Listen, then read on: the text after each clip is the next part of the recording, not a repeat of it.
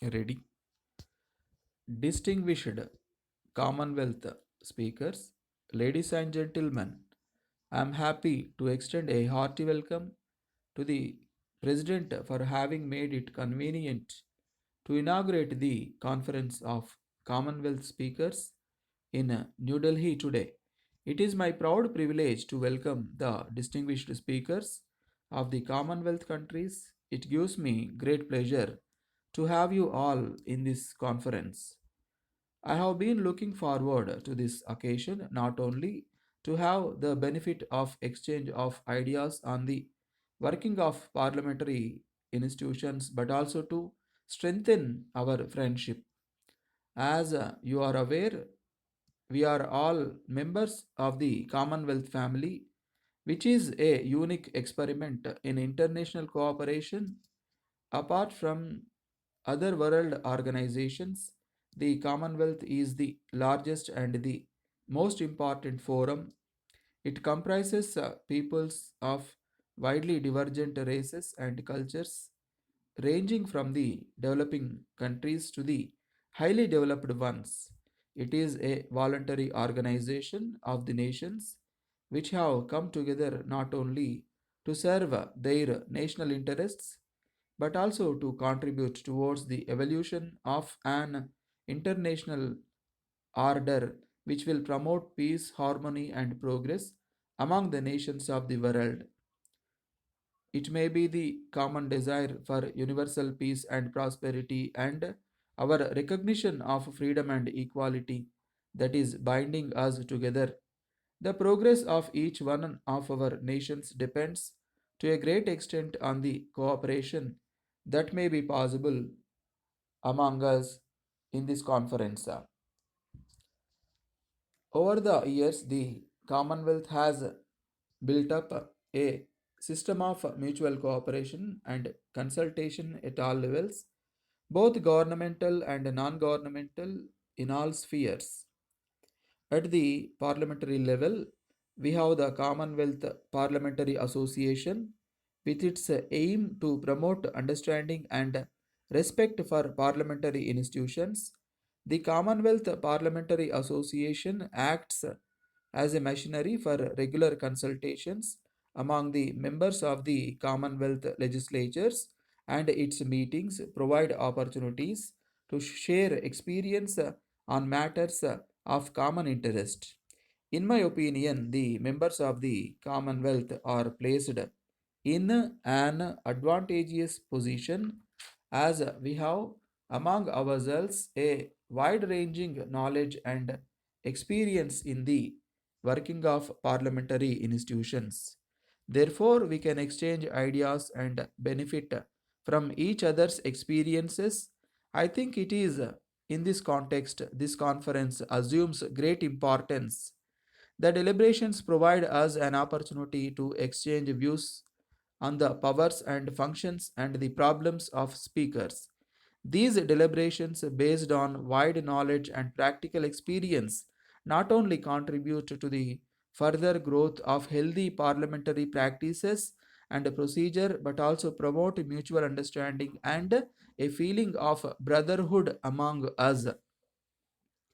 I hope that our deliberations in this conference would enrich our knowledge and provide an opportunity for more effective functioning of parliament and meaningful participation by members.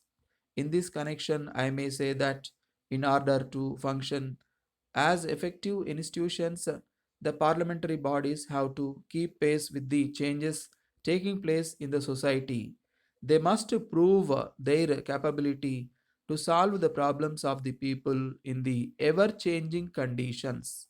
The parliamentary institutions must be able to meet the emerging situations on national and international levels and justify them as instruments of peaceful socio-economic transformation. It may be stated that it is not easy to establish peace and harmony today in a world full of conflicts, but the endeavor must go on ceaselessly for the peace and progress of humanity.